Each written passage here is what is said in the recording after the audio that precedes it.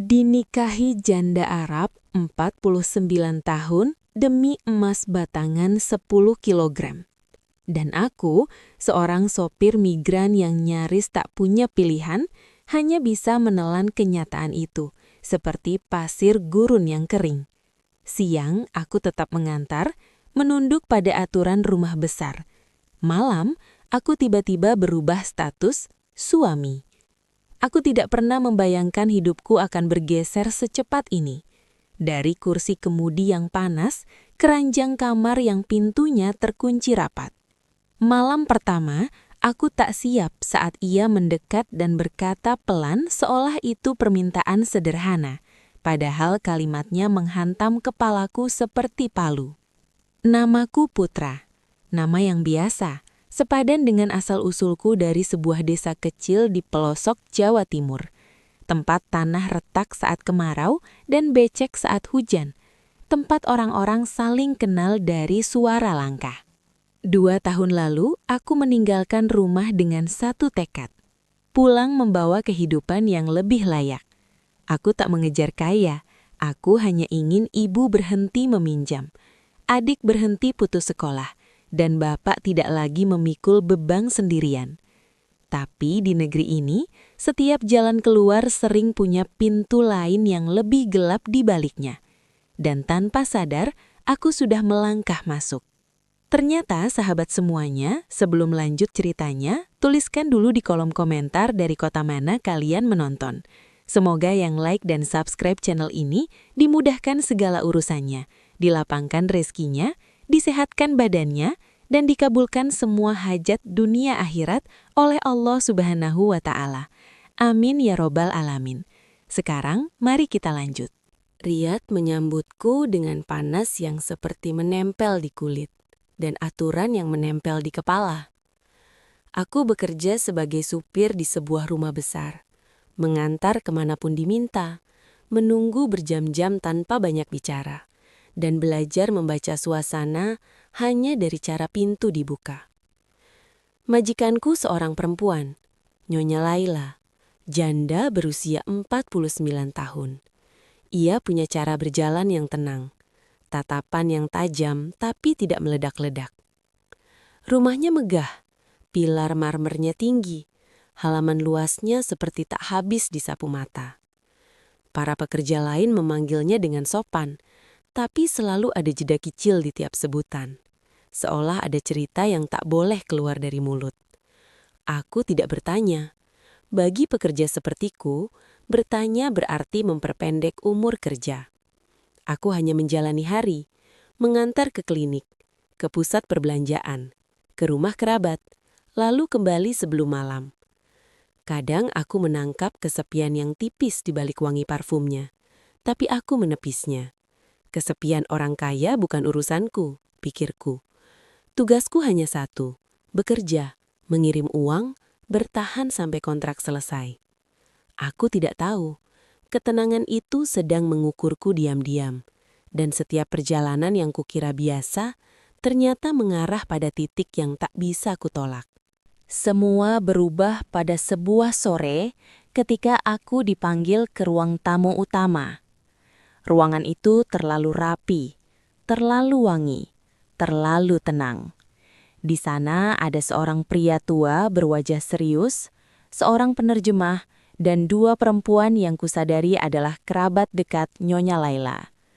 Aku berdiri dengan tangan dingin, merasa seperti seseorang yang tiba-tiba dipindahkan dari jalanan ke ruang sidang. Penerjemah mulai bicara dengan nada profesional, menjelaskan sesuatu yang membuat telingaku berdenging. Nyonya Laila ingin menikah.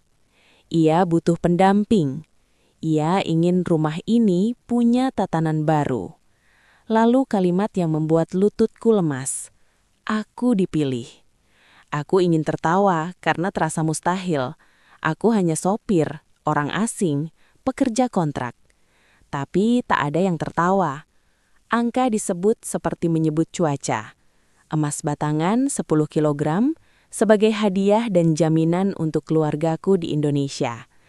Aku terdiam. 10 kilogram emas bukan sekadar uang. Itu jalan pintas yang bisa melunasi hutang, membeli rumah, mengubah nasib satu keluarga. Tapi bersamaan dengan itu, aku merasa seperti barang yang sedang ditukar dengan logam mulia. Aku mencoba bicara, tapi suaraku serak. Di ruangan itu, penolakan terdengar seperti penghinaan. Dan aku yang tak punya daya hanya bisa menahan napas, sambil merasakan hidupku mulai ditulis orang lain. Malamnya, aku tidak bisa tidur. Kipas berputar pelan di langit-langit kamar pekerja, tapi panas tetap menempel di dada. Aku memikirkan ibu di kampung yang setiap telepon selalu bilang, "Yang penting kamu selamat." Padahal aku tahu, ia menahan lapar demi adik-adik. Aku membayangkan emas itu sampai ke rumah. Tetangga berkerumun, keluarga tersenyum, hutang lunas, bapak bernapas lega. Bayangan itu seperti obat yang manis, tapi setelahnya ada rasa pahit yang menyusul. Kalau aku menerima, apa yang terjadi pada hidupku sendiri? Aku bukan anak kecil. Aku tahu pernikahan bukan sekadar tanda tangan. Aku tahu status suami bukan jabatan yang bisa kutaruh dan lepas kapan saja. Tapi aku juga tahu, menolak bisa berarti kehilangan pekerjaan, kehilangan perlindungan, dan pulang dengan tangan kosong. Di antara dua jurang itu, aku merasa seperti berdiri di papan tipis. Esoknya, seorang petugas membawa dokumen. Katanya semua legal, semua terjamin, semua akan baik. Kata-kata itu rapi seperti pakaian yang mereka pakai.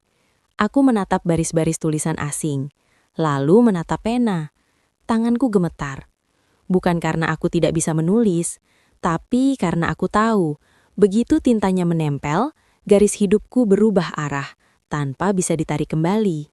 Akad nikah dilakukan tertutup namun mewah.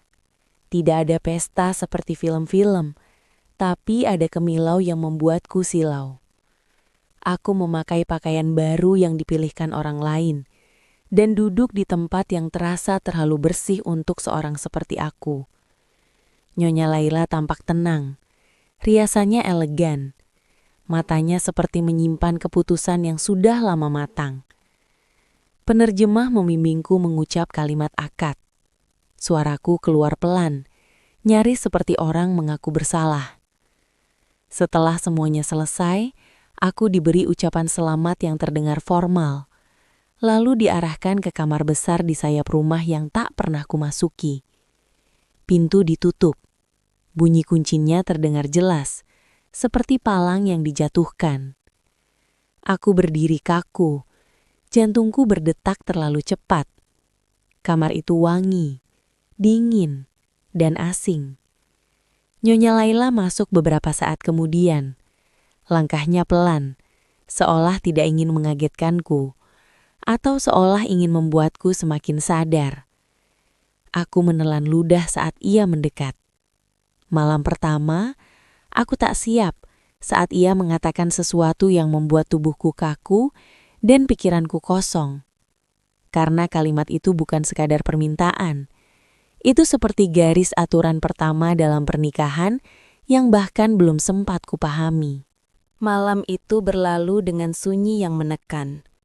Aku duduk di tepi ranjang, punggung tegak, tangan terkepal, mencoba menata nafas agar tidak terdengar gemetar. Kata-kata Nyonya Laila masih menggantung di udara, ringan diucapkan, berat diterima. Aku tidak menjawab apapun, hanya mengangguk pelan, seperti kebiasaanku selama ini saat bekerja, patuh tanpa banyak suara. Ketika ia melangkah menjauh dan lampu diredupkan, aku merasa seperti seseorang yang baru saja melewati garis tak terlihat. Pagi datang terlalu cepat. Cahaya menembus tirai, menampakkan kamar yang semalam terasa asing, kini menjadi kenyataan baru. Aku berdiri, merapikan diri dan menatap cermin. Wajah di sana tampak sama, tapi ada sesuatu yang berubah di sorot mata, kewaspadaan. Aku sadar, mulai hari itu hidupku akan berjalan di dua jalur luar yang terlihat tenang, dan jalur dalam yang harus kujaga agar tidak runtuh. Hari-hari setelah pernikahan terasa seperti berjalan di atas lantai licin. Setiap langkah harus hati-hati. Setiap kata harus ditimbang. Para pelayan mulai memanggilku dengan sapaan baru, lebih sopan, lebih berjarak. Aku tidak lagi membersihkan semua ruangan. Ada tugas-tugas yang dialihkan, ada batas-batas baru yang dipasang di sekelilingku. Di satu sisi, ini terasa seperti kenaikan status. Di sisi lain, aku merasa semakin terasing. Beberapa perempuan di rumah itu, kerabat jauh atau tamu tetap, menatapku dengan sorot mata yang sulit kuterjemahkan. Ada yang penuh rasa ingin tahu, ada yang sinis, ada pula yang seolah menghitung waktuku. Aku belajar bahwa di rumah besar ini, seorang perempuan dinilai dari satu hal utama. Apa yang bisa ia berikan pada nama keluarga. Setiap kali aku duduk sendiri, pikiranku kembali ke kampung. Ibu sering menelpon. Suaranya lebih ringan sekarang. Penuh rencana tentang memperbaiki rumah dan membuka usaha kecil. Aku mendengarkannya dengan senyum yang dipaksakan, menelan perasaan bersalah yang tumbuh pelan. Aku ingin jujur, ingin berkata bahwa hadiah itu dibayar mahal oleh hidupku. Tapi aku tidak sanggup meruntuhkan kebahagiaannya. Maka aku memilih diam, seperti yang selalu kulakukan sejak kecil. Diam sebagai bentuk pengorbanan yang paling aman. Suatu pagi, seorang perempuan tua datang menemuiku. Wajahnya penuh garis, matanya tajam tapi tidak sepenuhnya dingin. Ia memperkenalkan diri sebagai kerabat dekat keluarga. Kami duduk berhadapan di ruang kecil yang tenang, ditemani teh hangat yang hampir tidak kusentuh. Ia berbicara panjang tentang tanggung jawab, tentang kehormatan, tentang harapan besar yang kini diletakkan di pundakku. Setiap kalimatnya terdengar seperti nasihat, tapi terasa seperti peringatan. Aku mengangguk, menunduk, menyimpan semua pertanyaan yang ingin keluar. Ketika ia akhirnya pergi, aku duduk lama sendirian, merasakan tekanan yang semakin nyata. Aku sadar bahwa pernikahan ini bukan akhir dari perjuanganku. Ia justru awal dari ujian yang lebih rumit. Aku bukan hanya istri, aku simbol harapan. Dan simbol, seperti yang kupelajari, jarang diberi ruang untuk lemah. Di malam hari, aku mulai menulis di buku kecil yang kusimpan diam-diam di laci. Aku menulis tentang kampung, tentang ibu, tentang ketakutan yang tidak bisa kuceritakan pada siapapun. Menulis menjadi caraku mengingat bahwa aku masih punya suara, meski hanya terdengar oleh kertas. Waktu berjalan lambat, namun perubahan terasa cepat. Ada jadwal dokter, ada pemeriksaan rutin, ada percakapan-percakapan singkat yang membuatku merasa seperti proyek yang sedang dipantau. Aku mengikuti semuanya dengan patuh, karena melawan hanya akan mempersempit ruang gerakku. Tapi di balik kepatuhan itu, ada sesuatu yang mulai tumbuh. Bukan keberanian yang meledak-ledak, melainkan kesadaran pelan bahwa aku harus menyelamatkan diriku sendiri dengan cara apapun yang masih mungkin. Aku mulai memperhatikan detail-detail kecil. Siapa yang bisa dipercaya? Jam-jam rumah menjadi lengang? Pintu mana yang jarang diawasi? Aku tidak merencanakan pelarian, belum, tapi aku menyiapkan kemungkinan. Di sela rutinitas, aku sering berdiri di dekat jendela besar yang menghadap langit riat. Gurun terbentang jauh, tampak tak berujung. Dulu pemandangan itu membuatku merasa kecil. Kini, entah kenapa, ia memberiku rasa aneh.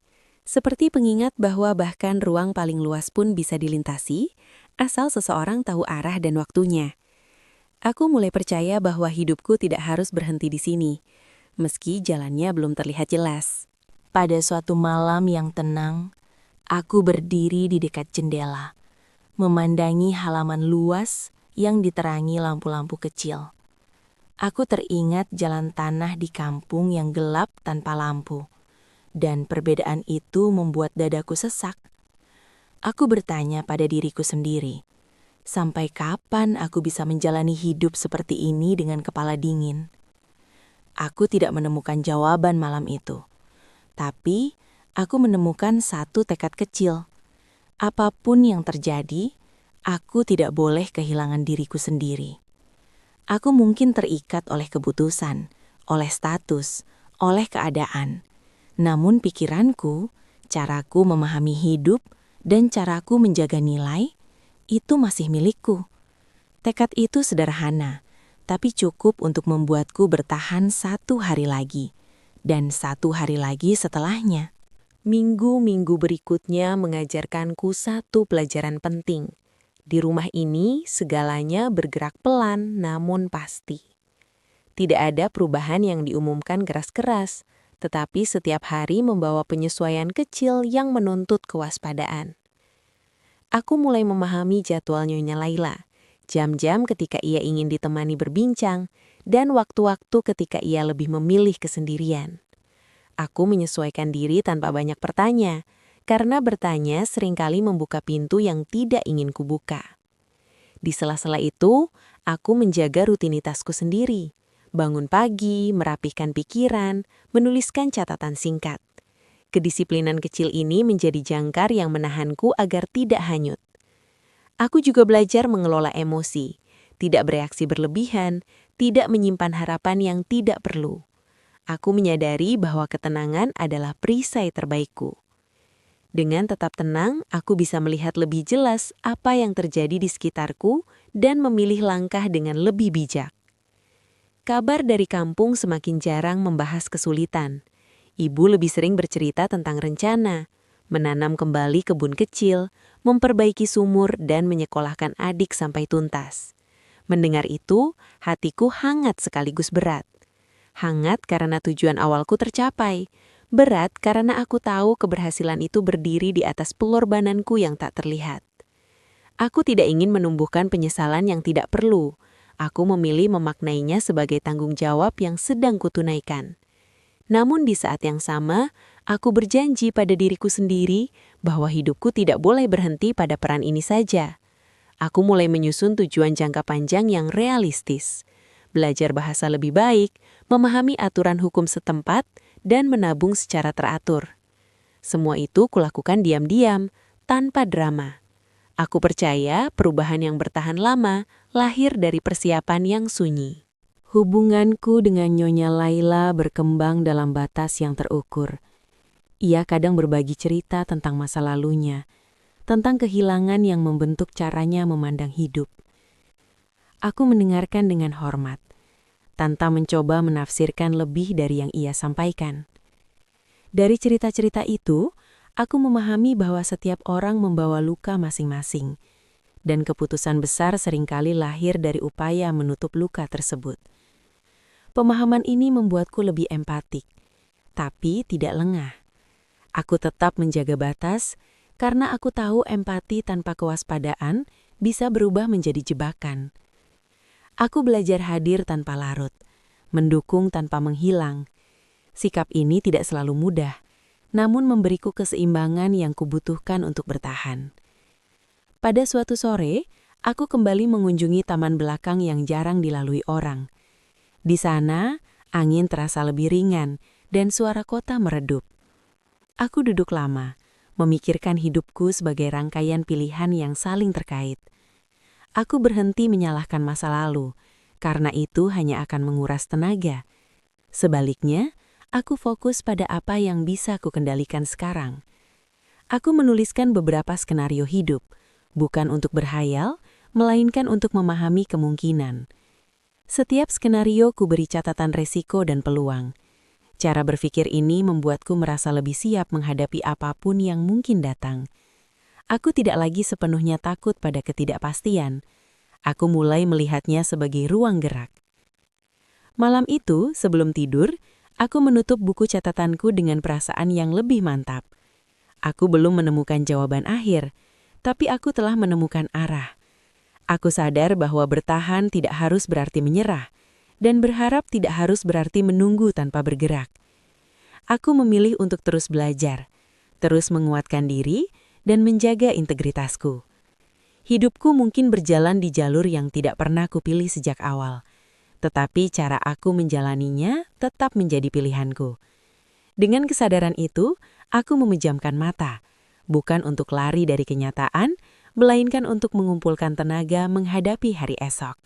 Sejak hari-hari itu, aku mulai benar-benar menyadari bahwa status baruku tidak sekadar mengubah caraku diperlakukan orang lain, tetapi juga cara aku memandang diriku sendiri. Aku bukan lagi sekadar sopir yang bisa duduk diam di kursi belakang menunggu perintah. Kini, setiap gerakku membawa makna. Setiap diamku bisa ditafsirkan. Setiap keputusanku berpotensi menimbulkan konsekuensi. Rumah besar ini terasa semakin sunyi, bukan karena sepi manusia, melainkan karena banyak hal yang tak boleh diucapkan. Aku belajar membaca suasana dari nada suara, dari jeda sebelum jawaban, dari pintu yang ditutup sedikit lebih lama. Semua itu melelahkan, tapi juga mengasah naluriku. Aku mengerti bahwa untuk bertahan di tempat ini, aku tidak boleh gegabah. Aku harus tenang, terukur, dan selalu selangkah lebih sadar dari perasaanku sendiri. Kadang aku merindukan hidup lamaku yang sederhana, lelah secara fisik, tapi jujur secara batin. Di sini, kelelahan justru datang dari pikiran yang terus bekerja, menimbang mana yang aman dan mana yang berbahaya. Hubunganku dengan Nyonya Laila berjalan dalam garis yang sulit dijelaskan. Ia tidak kasar, tidak pula hangat secara berlebihan. Ia berbicara seperlunya, namun tatapannya sering membuatku merasa sedang dinilai, bukan sebagai pria, melainkan sebagai peran. Aku tidak membenci dia, tapi aku juga tidak bisa berpura-pura bahwa semua ini lahir dari rasa yang tulus. Ada jarak yang sengaja dijaga, dan aku memilih menghormatinya. Dalam diam, aku sering bertanya pada diriku sendiri, apakah ia juga merasakan keterasingan yang sama? Atau justru ia merasa aman karena memegang kendali? Pertanyaan itu tidak pernah kupatahkan keluar, karena jawabannya tidak akan mengubah kenyataan. Aku belajar menerima bahwa tidak semua hubungan perlu diberi nama perasaan. Ada hubungan yang lahir dari kesepakatan, bertahan karena kebutuhan, dan berjalan karena keduanya sama-sama memilih tidak mundur. Kesadaran itu membuatku lebih tenang, meski tidak sepenuhnya damai. Kabar dari kampung semakin jarang membawa kesedihan, dan itu seharusnya membuatku lega. Rumah sudah diperbaiki, hutang selesai, adik-adik kembali sekolah. Semua tujuan awalku tercapai. Namun justru disitulah muncul pertanyaan baru yang lebih sunyi. Setelah ini, aku siapa? Jika semua pengorbananku telah lunas, apakah aku masih berhak mengorbankan diriku sendiri lebih jauh? Pertanyaan itu sering datang saat malam, ketika rumah terlelap dan aku sendirian dengan pikiranku. Aku tidak ingin menjadi seseorang yang hidupnya berhenti karena satu keputusan. Aku ingin tetap bergerak, tetap berkembang, meski langkahku terbatas. Aku mulai memikirkan masa depan tanpa terburu-buru, bukan tentang pergi, tapi tentang menjadi utuh. Tentang bagaimana suatu hari nanti, aku bisa berdiri dan berkata bahwa aku tidak sepenuhnya hilang dalam keadaan ini. Aku mulai menata ulang cara pandangku terhadap waktu. Aku tidak lagi menghitung hari sebagai beban, melainkan sebagai proses. Setiap hari kulalui dengan satu tujuan kecil, menjaga kesadaran. Aku tidak menaruh harapan berlebihan, tapi juga tidak mematikan harapan sama sekali. Aku belajar bahwa harapan yang terlalu besar bisa menghancurkan. Tapi tanpa harapan, manusia hanya berjalan sebagai bayangan. Aku menjaga diriku di tengah-tengah. Cukup berharap untuk hidup, cukup realistis untuk bertahan. Aku juga semakin hati-hati dalam bersikap, memilih diam daripada bereaksi, memilih menunda daripada menyesal. Semua ini mungkin terdengar seperti ketakutan, Tapi bagiku, ini adalah bentuk kecerdikan hidup. Aku tidak sedang lari, aku sedang menyusun nafas. Pada satu malam yang sangat tenang, aku berdiri lama di dekat jendela, memandangi langit riat yang tak pernah benar-benar gelap. Aku teringat diriku yang dulu, pemuda desa yang berangkat dengan mimpi sederhana dan keyakinan polos bahwa kerja keras selalu berbuah baik. Aku tersenyum tipis, bukan karena menertawakan diriku sendiri, tetapi karena menyadari betapa jauhnya aku telah berjalan. Hidup memang tidak memberiku jalan lurus, tapi ia memberiku pelajaran yang tidak akan kudapat jika tetap tinggal. Aku tidak tahu bagaimana akhir ceritaku nanti. Aku tidak berani menebak. Tapi malam itu, aku tahu satu hal dengan pasti. Aku masih hidup dengan kesadaran penuh. Dan selama kesadaran itu tidak padam, aku masih punya kemungkinan. Itu saja sudah cukup untuk membuatku bertahan 1 hari lagi dan 1 hari lagi setelahnya. Sejak menyadari bahwa hidupku tidak bisa kembali seperti semula, aku berhenti melawan kenyataan dengan kemarahan yang sunyi. Aku memilih jalan yang lebih melelahkan, menerima tanpa menyerah. Setiap pagi, aku bangun dengan satu tekad kecil, menjaga pikiranku tetap jernih. Aku menata hari-hariku dengan disiplin sederhana, karena kekacauan kecil sering menjadi awal runtuhnya kendali. Aku membaca lebih banyak, mendengarkan lebih sedikit, dan menimbang setiap kata sebelum keluar dari mulutku. Semua ini bukan untuk menyenangkan siapapun, melainkan untuk melindungi diriku sendiri. Aku belajar bahwa di tempat seperti ini, harga diri tidak selalu dipertahankan dengan suara keras, tapi dengan keteguhan yang tidak terlihat. Ada hari-hari ketika rasa lelah datang tanpa sebab, menekan dada seperti beban tak bernama. Di saat seperti itu, aku mengingat kembali alasan aku bertahan. Keluargaku telah selamat, dan kini giliranku memastikan diriku tidak tenggelam. Hubunganku dengan Nyonya Laila tetap berjalan dalam kesepakatan sunyi. Tidak ada tuntutan yang diucapkan keras, tapi ada ekspektasi yang menggantung di udara. Aku memahami isyarat-isyarat kecil, kapan harus hadir, kapan harus memberi ruang, kapan harus diam. Ia bukan sosok yang kejam, namun ia terbiasa mengatur hidupnya sendiri, dan kini hidupku ikut berada dalam orbit itu. Aku tidak mencoba mengubahnya. Aku hanya memastikan bahwa aku tidak kehilangan pusatku sendiri. Di sela percakapan singkat, aku sering menangkap kesedihan yang tidak ia sebutkan. Mungkin kami sama-sama berada di pernikahan ini bukan karena cinta, melainkan karena kebutuhan untuk menata ulang hidup masing-masing. Kesadaran itu membuatku berhenti berharap lebih, dan justru memberiku ketenangan yang aneh. Tanpa harapan berlebihan, aku bisa berdiri lebih stabil. Waktu terus berjalan, dan aku mulai melihat perubahan kecil dalam diriku yang tidak bisa kupungkiri. Aku menjadi lebih sabar, lebih berhati-hati, tapi juga lebih tegas dalam batas batin.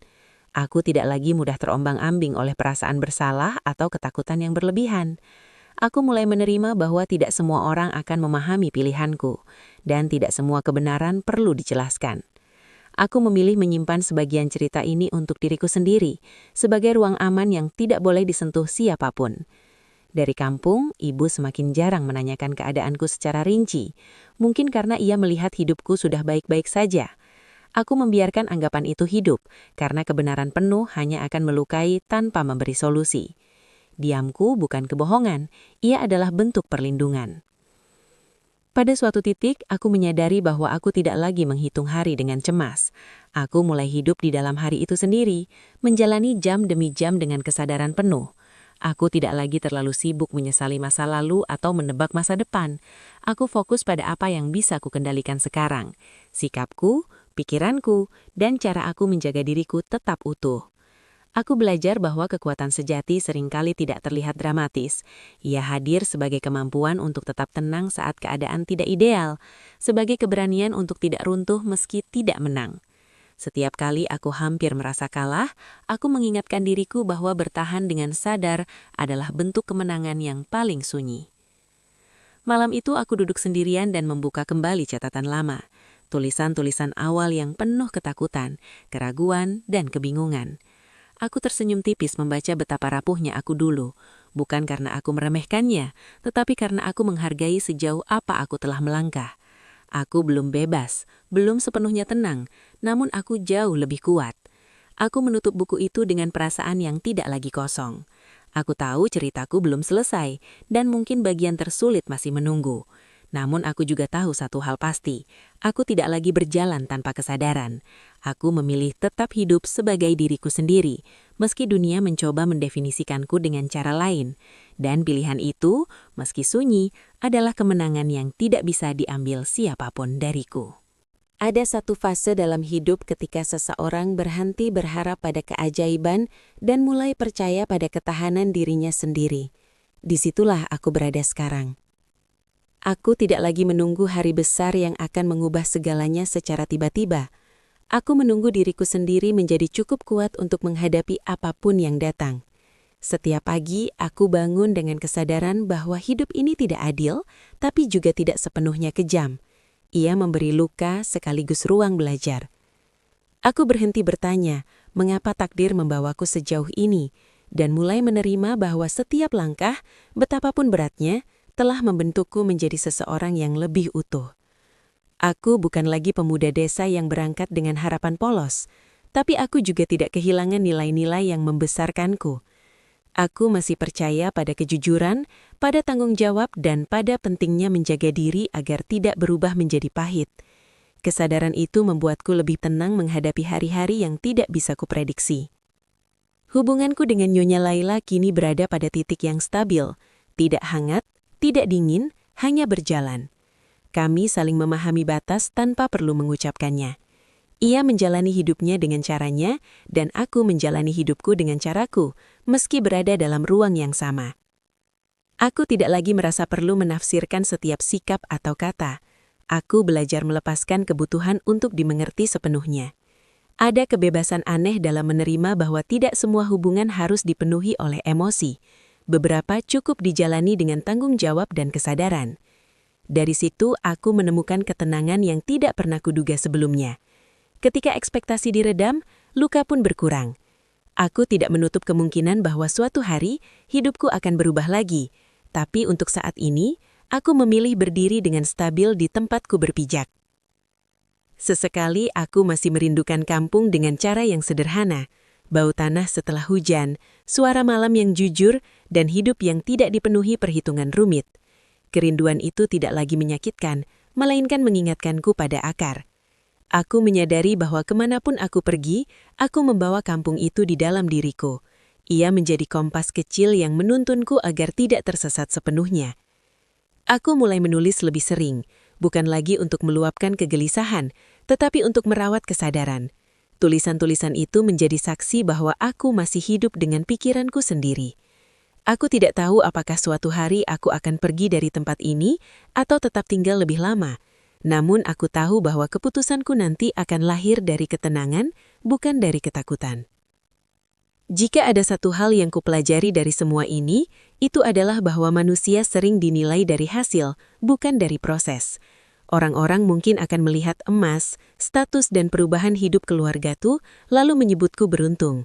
Mereka tidak akan melihat malam-malam panjang yang kujalani dengan pikiran penuh pertanyaan. Dan itu tidak apa-apa. Aku tidak lagi merasa perlu menjelaskan diriku pada dunia. Aku cukup jujur pada diriku sendiri. Aku tahu apa yang telah kukorbankan, dan aku tahu apa yang masih kujaga. Kesadaran itu memberiku harga diri yang tidak tergantung pada penilaian siapapun. Aku tidak sempurna, tapi aku utuh. Namaku Putra. Aku berasal dari desa kecil di Jawa Timur, dan aku pernah mengambil keputusan besar di negeri yang asing demi keluargaku. Keputusan itu mengubah hidupku, membawaku ke jalan yang tidak pernah kurencanakan. Namun di sepanjang jalan itu, aku menemukan sesuatu yang lebih berharga daripada emas, kesadaran akan diriku sendiri. Aku belajar bahwa hidup bukan tentang selalu menang, melainkan tentang tetap berdiri dengan nilai yang kau pilih. Cerita ini bukan tentang pernikahan, bukan tentang harta dan bukan tentang keberuntungan. Cerita ini tentang seorang manusia biasa yang berusaha tidak hilang di tengah keadaan yang besar. Dan selama aku masih bisa berpikir, memilih dan menjaga diriku tetap utuh, maka hidupku, dengan segala keterbatasannya, tetap milikku sepenuhnya.